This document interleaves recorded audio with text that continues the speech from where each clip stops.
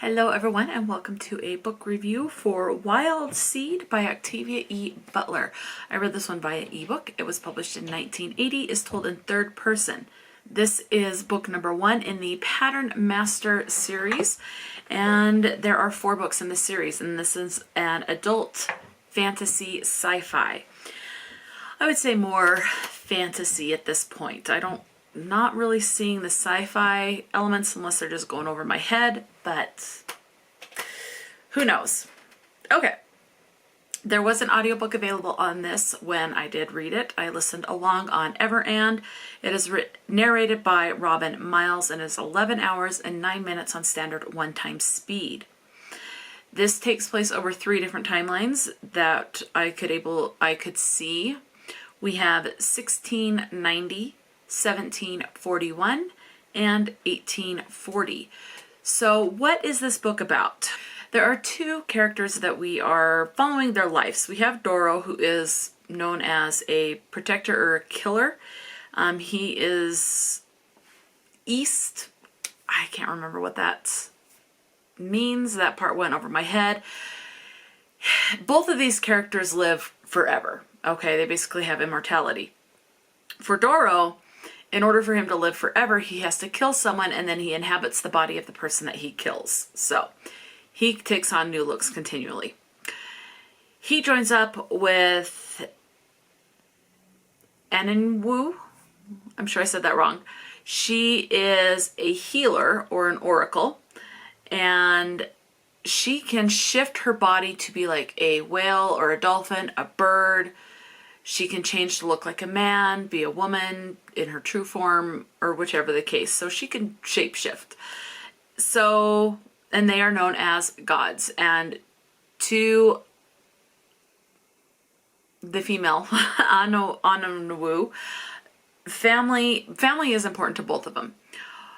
For Ananwu, it's more just because she loves family and wants to see them happy and healthy and with people that they love. For Doro, it's more wanting to create a superior form of being, a superior race, to create more people like him. And that's where we're following.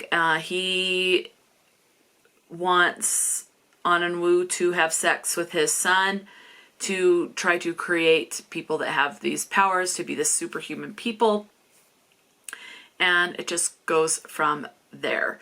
That's pretty much what this is about, is just them kind of being at odds and having different opinions about family and things like that. So what are your content and your trigger warnings? You have the attempted rape of a child.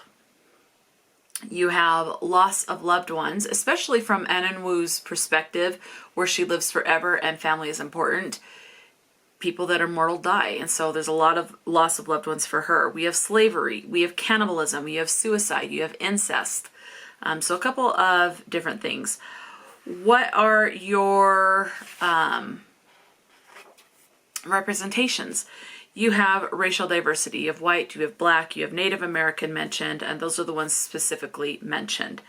So that's your representation and your content and your trigger warnings. So in case you're still on the fence, what are the words used that could be bothersome or triggering to you, that could sway you either to go ahead and pick up the book or to avoid the book? We have the word breasts 10 times, hell once, molest 4, the word God 21, piss 1, bastard 4, damn 5, the word rape 7, suicide 5, incest once, the name Christ twice. You have the N slur, and like November, so a slur used towards someone who is black. You have that word 4 times.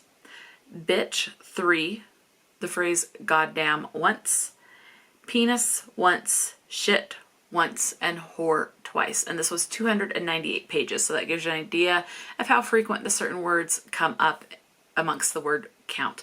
Let me know, have you read this book? This was my first book by this author. I will be picking up more of this work, especially to continue the series. I am intrigued to see how things kind of go from there. Yeah, definitely let me know if you've read this book, if you've read this series or any other books by Octavia E. Butler. And if you have not, knowing what is contained in this book, is this something for you or is this something you better avoid? Definitely let me know. Talk to me in the comment section below. And until next time, stay true to yourself and enjoy a good book. And I will talk to you later.